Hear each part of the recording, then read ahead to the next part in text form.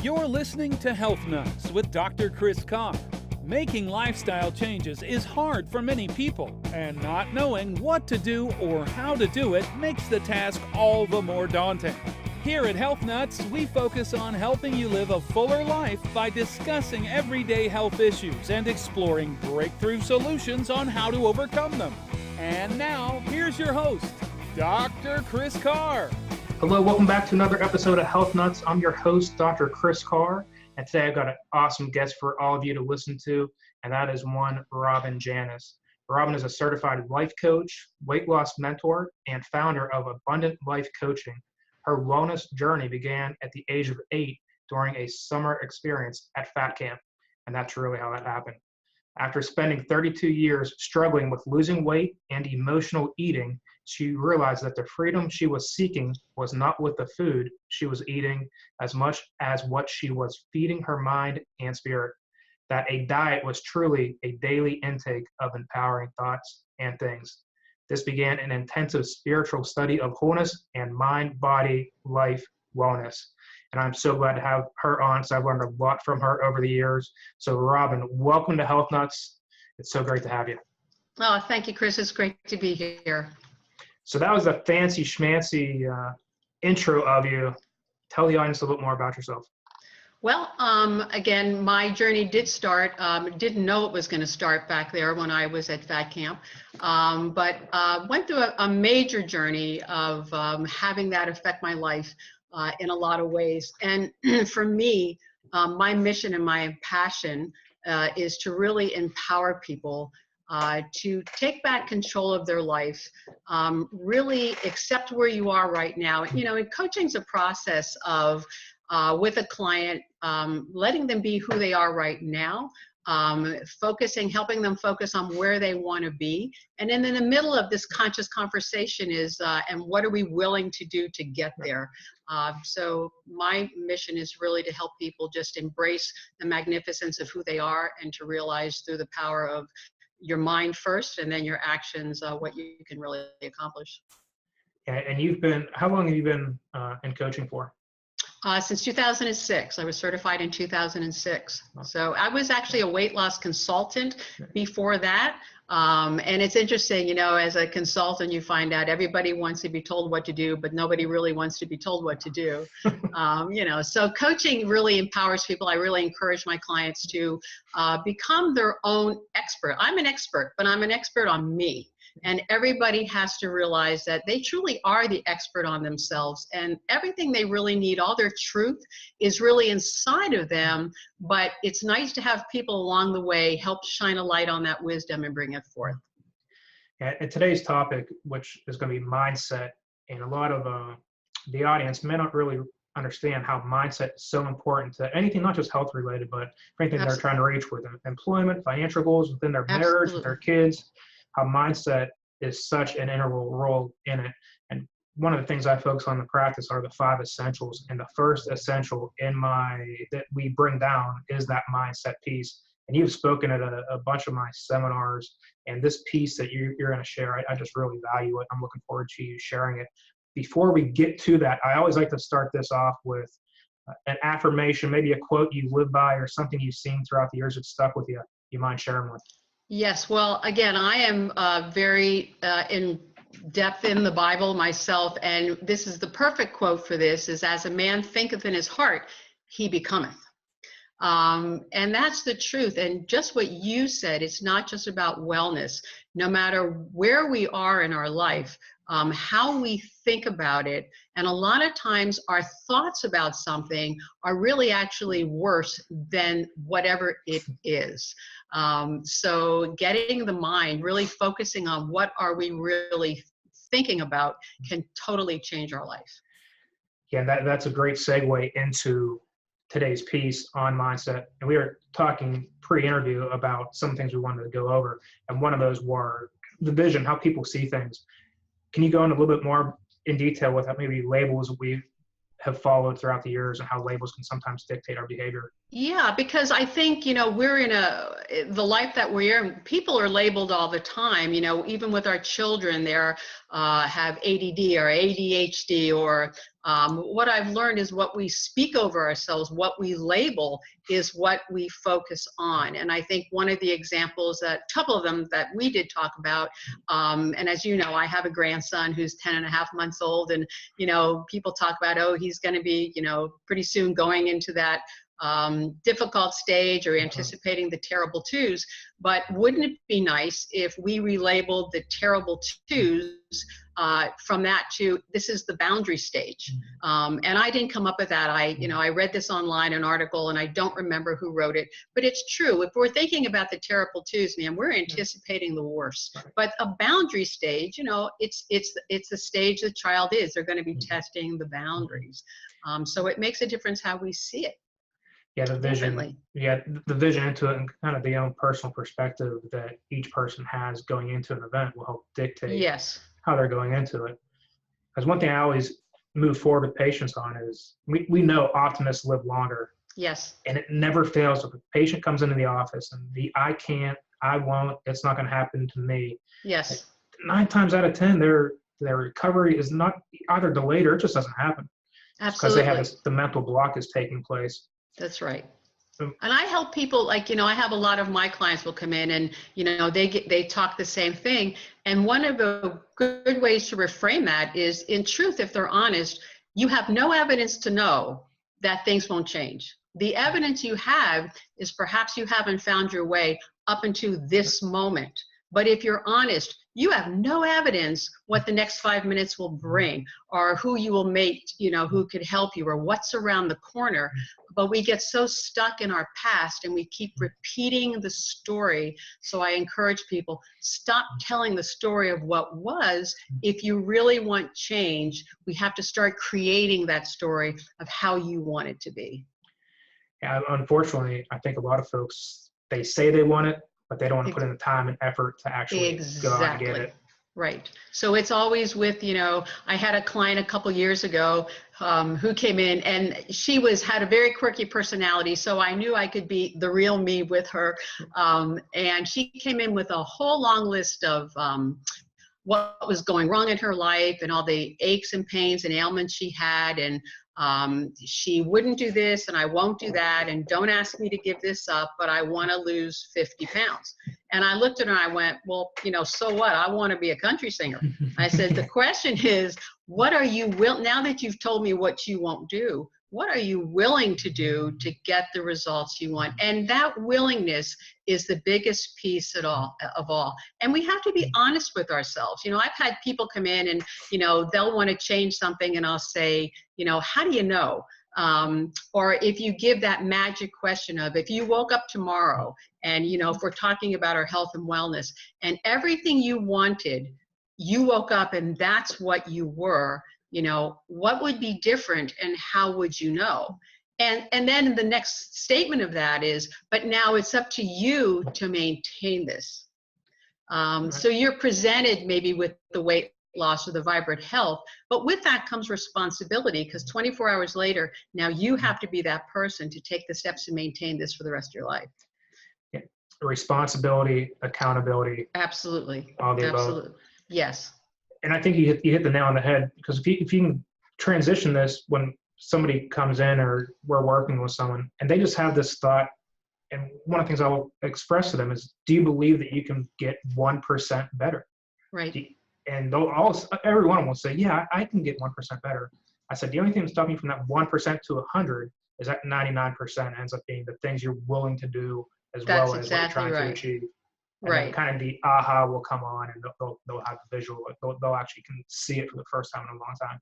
Yeah, it's about being conscious. All changes, we have to be willing to be conscious. And, every client that comes in, I have them do a little pledge that simply, no matter what they come for, that today is the day I take full responsibility for my life. The rest of the world is off the hook. Because it's that last piece where, and as you know, we'll have people who come and, well, I can't do this because of something or my obligations or, my husband's always bringing in a pizza. And the bottom line is when you want to change, you've got to be willing to get to a point where you draw a line in the sand and go, you know what, this is for me. And I am really the only one who can make that decision to change my life. And it's not, people think it's not about perfection. It's about progress. It's just taking those steps every day, going forward. A lot of people talk about, well, I fell off the wagon. There is no wagon. And I use a basketball analogy. If Wilt Chamberlain, back when he played, if he shot a ball and he missed, he grabbed the ball and he shot again. We miss, we grab the ball, we sit on the ground, we stamp our feet, and we make excuses why we can't get up and shoot the ball. Just keep shooting the ball. Just keep getting up and moving forward. Yeah, taking action, because a lot of times we want things to be perfect before we do anything. And absolutely. That delay stops personal growth as well as a ton of other stuff. Perfectionism is the highest form of self-abuse. There is no perfect, because most people go for perfection and then it's still not enough and they keep reaching. It's just constant progress and just stepping forward and asking yourself, what is my next best step today? Will this choice, when I talk about food to people, there is no good or bad food. There is not a Snicker bar on the planet that lays awake figuring out how to get you, and there aren't any bean sprouts that have halos. The truth is, if you make a decision of what you want, the question is, are your choices congruent with what you say you want? So when you're talking about anything, will this action take me closer to what I want, or can I consciously admit this action will take me farther away? And in consciousness, we have to make a decision. Yeah, that congruency thing, that's like the third time I've heard that this week from various mentors that I follow. And it's so true. We say you want it, and then instead of what we're doing, we're not congruent. We want to lose weight, yet we're stopping at the gas station to pick up lunch. Exactly. And the commitment thing, and the truth is, if we're not really acting on what we say we want, in truth, if we're honest, is we're committed to something else. And then the question becomes, am I going to let this control my life? A lot of people go through procrastination. And again, it's about getting conscious and really question your thoughts. That if you're procrastinating about something, you can just ask yourself, will I allow this? Am I going to let this stop me from becoming the best person I can? And be honest about that answer. Some people want change, but they're honestly not ready. I'm okay with that. I've had clients come in with an agenda they want to do. And when we get honest, are you ready to make this change? No, then great. Tell me, what are you ready to do? I don't care if you clean out your junk drawer, but let's move forward. What are you ready to do? Which a lot of times gives people that confidence. Now I'll move forward because I can accomplish this. Yeah, with it. Yes. I know some of the steps we want to touch on with personal growth and mindset. And then one of the ones we want to touch on was how folks justify everything they do. So I wonder if you can kind of go into some more detail about trying to get them to stop justifying every single thing they do. Yeah, well, change is scary for people. It's justification to me. And again, when we're justifying a lot, it means that we are committed to something else. But a lot of times when we can start to create a vision and really help people envision and see what that change looks like. Because if you've been in a pattern for a very, very long time, even though we know, because I lived this for 32 years, that that the actions you're doing are not helping you or not taking you where you want to go, but they're comfortable and the outcome. When you start to make changes in your life, if you've been a person who truly believes, I can never do this, or I've failed 100 times, taking a step forward can be scary because you don't know what's around the corner. So then we go into default mode if we get uncomfortable, helping people learn to just deep breathe and just sit through the feeling. The feeling will pass, but most people don't want to feel. So in the area of food, and and I live this, people don't eat they talk about comfort food. Comfort is something that's good for you. It feels good, not just in the moment, but after. So a lot of people do things to distract themselves from what they feel. And then they go back into default mode because they know the outcome. Yeah, it's so true how they'll go back into where they're comfortable at. Yes. And one of the kind of that leads us into the next one I want to ask you about was understanding that you're never going to be your best. We touched on the perfection, but going into a little more detail, how somebody can kind of learn from the past experiences. So if I'm understanding you, that somebody who had something taking place years and years ago, does that dictate what their future ends up being if they don't change? Yes, I believe it does. If they continue to live in that story, for me, and when we live in a past story that doesn't move us forward, what I really came to believe was I was giving all my power to this story and becoming a victim. And I chose to rise and not be a victim anymore. Your past does not determine where you're going to go unless you let it, unless you really feel in your heart that, this is just what it is. What I really help my clients do is accept and embrace yourself where you are right now, because you're perfect. You are enough. You don't need to be anything other than who you are right here in this moment. And when we can just embrace our presence, it helps us move forward. But so many people can't just embrace their truth. And I use an analogy of going on a trip. I mean, if you want to get to California, yeah, it's nice to click your heels and get there, but your garage is in the car. And whether you like it or not, you got to start in the garage. And that's just okay. Just taking small steps at a time and having encouragement. That's why I think having a support system along the way for people who've been procrastinating is so important. Yeah, it's huge. Trying to do it alone 9 times out of 10, it makes it a heck of a lot harder to get it done. Yes, it does. Yes, it does. So, and a lot of people won't ask for help. That's I was one of those people because I felt that I should know how to figure all this out. I've been studying nutrition and wellness and wholeness since I've been in my late teens, and I was in the muck of this and I couldn't figure it out. And then I would get embarrassed about it thinking, boy, I should know this. Why can't I do it? But I just couldn't ask for help because I just couldn't allow myself to bring help into my life. And that's once you learn to ask for help, that's a sign of strength is asking for help. It's a sign of weakness not to ask for help. Yeah, it really is. And it's kind of the opposite of what we've been told all the years, is that, yes, especially for the guys, it's especially in my family, was that you don't ask for help. You show up and you just do, and you figure it out. Exactly. And it's the complete wrong way it is about it. Absolutely. That's why we're all here together. We're all supposed to be here together in support of each other and helping each other. No man is an island. And I don't know what I would do without my support system. So it makes a huge difference in my life. One of the things I like to get to, and I always like to have the audience to have takeaways with things they can do and things that maybe you learned along the ways. And I like to call them health nuggets. What are 3 of your health nuggets that you wouldn't mind sharing? Well, 3 of my health nuggets is, when I get up in the morning, I connect to God first thing in the morning. I do set my intention for the day. Every single day I get up letting myself know that today, I'm going to choose love today. I'm going to choose service today. I'm going to choose joy today. And I keep that in my heart. And when I go through my day, whatever situation I'm in, I ask myself that question, am I in a place of love? Am I in a place of service? When I get off track, I kind of remind myself of what my intentions are of the day. Stay in gratitude every day. Stay in gratitude for where you are right now, because you're magnificent. Your body is magnificent.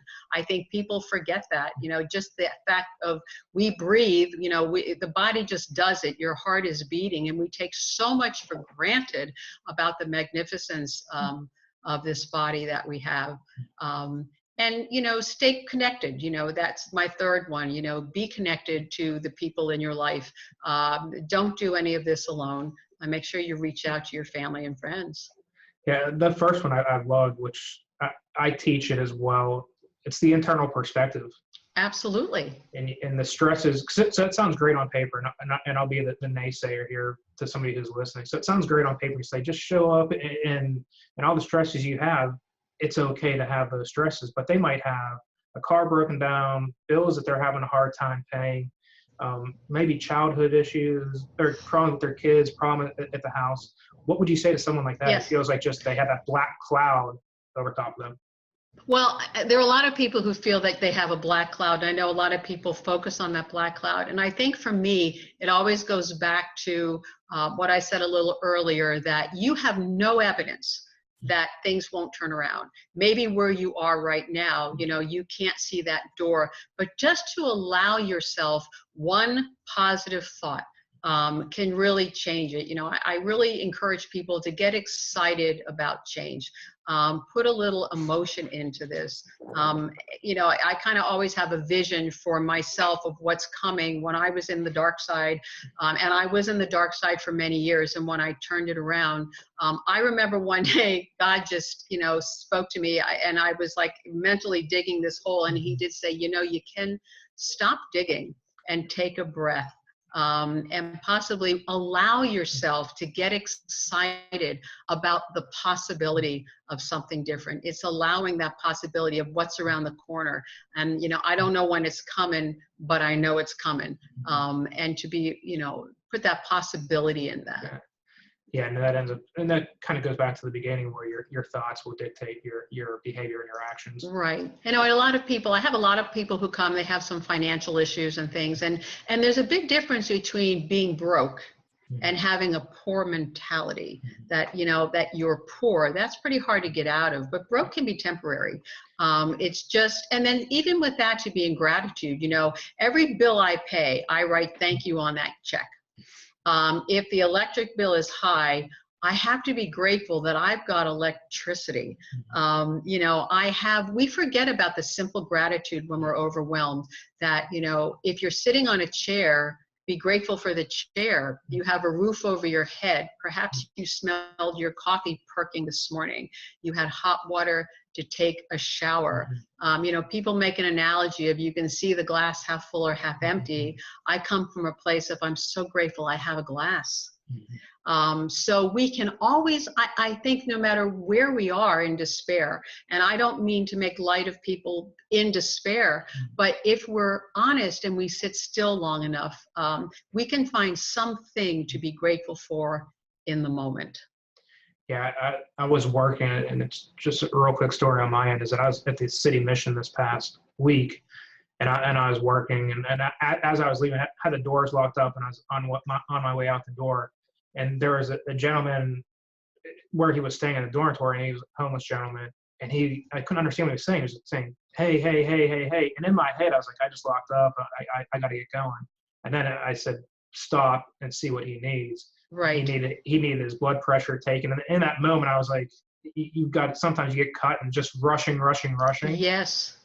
And moving, and really not taking just gratitude for where you're at and how fortunate we all are. Exactly. And your point's so well taken. We get so caught up in the doing. We have to remember we're human beings. Yeah. And there's such a difference in that mindset of having to do and all this time, but just to take that breath and, look around. And, for me, the greatest lesson I learned coming out of the place that I was in is, who can I help today? Once I started taking my energy off of me, and this isn't all about me, little things, opening the door for someone, giving somebody an honest compliment, taking a cart that's run loose in a plaza parking lot, taking that back up. Who can I be in service? Who can I just smile at today? Because what you give always comes back to you, and it can help to lift your spirits. Absolutely. And it kind of goes in with, not to get off on the religion, but through my religion right now, we're going through the Lenten season, and we always look into, especially with kids, when they'll come to the office and say, hey, I gave up this, I gave up that. And I'll tell the parents, hey, instead of having them give up something, have them do something. Absolutely.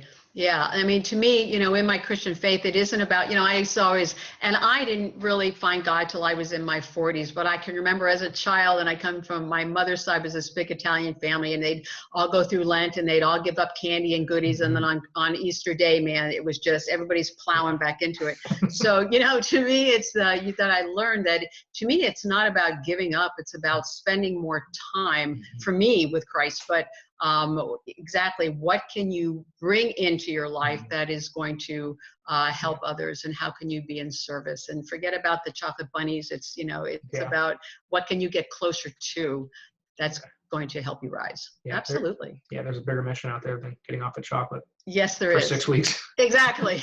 The whole purpose of that is hopefully maybe even to change a pattern, to get you more focused and centered. And then because, to me, one of those nuggets too, and what I like to leave with people is, you have to make yourself a priority. And I know, a lot of people think, well, that's selfish. I'm supposed to be here giving to others. And that's true. But if you don't make yourself a priority, if you don't give to yourself, you can't be your best for others.